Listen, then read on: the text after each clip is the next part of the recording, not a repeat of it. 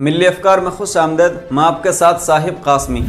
جنوبی بھارت کی تمل ناڈو ریاست کے نئے وزیر اعلیٰ اور سابق فلمی اسٹار تلپاٹھی وجے نے اقتدار سنبھالتے ہی شراب سے متعلق بڑا فیصلہ لیا ہے، جہاں انہوں نے ریاست بھر میں 700 سے زائد سرکاری شراب کی دکانیں بند کرنے کا حکم جاری کر دیا۔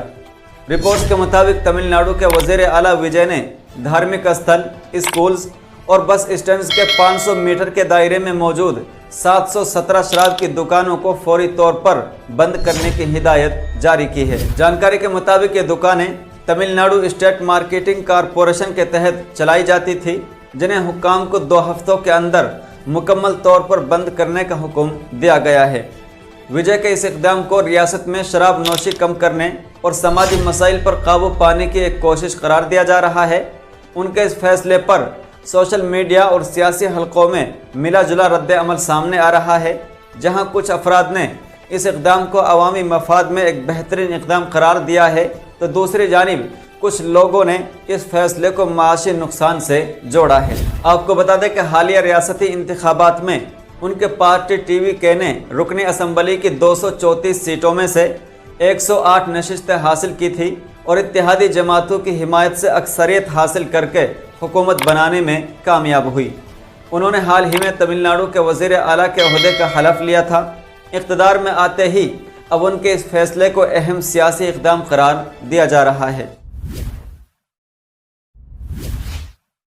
وہیں دوسری جانب اس فیصلے کو لے کر جموں کشمیر اپنی پارٹی کے سربراہ سید محمد الطاف بخاری نے جموں کشمیر سرکار کو تلقین کی ہے کہ وہ تمل ناڈو کی نئی منتخب حکومت سے تحریک حاصل کرے اور یہاں شراب کی خرید و فروخت پر پابندی عائد کرے۔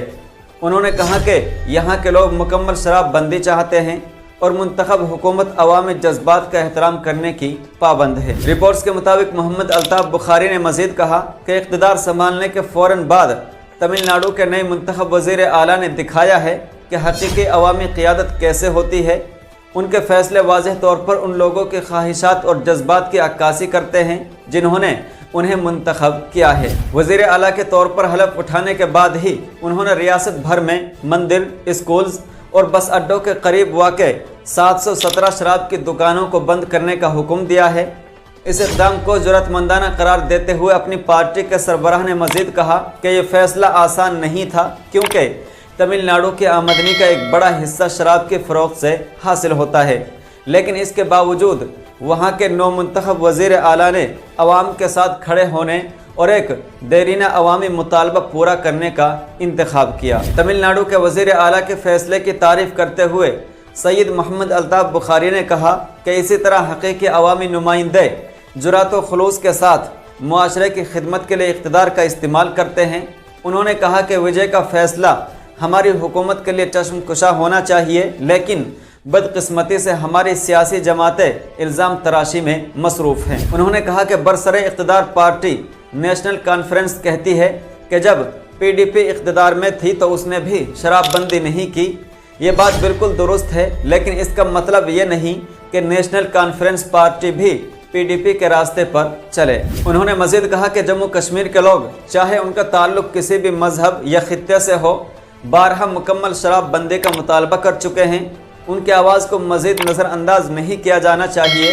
جمہوریت میں اقتدار عوام کا ہوتا ہے اور ہر منتخب حکومت کی ذمہ داری ہے کہ وہ اپنے عوام کے جذبات، اقدار اور امنگوں کا احترام کرے۔ خیر، تمل ناڈو کے نو منتخب وزیر اعلیٰ کے شراب پر لیے گئے فیصلے پر آپ کی کیا رائے ہے؟ کمنٹ باکس میں اپنی رائے ضرور دیں۔